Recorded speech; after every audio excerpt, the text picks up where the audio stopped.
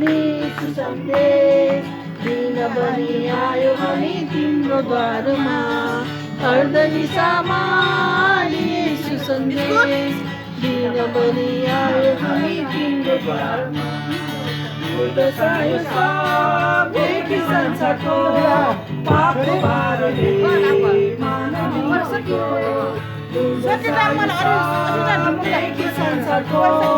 पापको भारले मानवीको जिन्दगीको हाल सुधार्न भनी जिन्दगीको हाल सुधार्न भनी ईश्वर जन्माए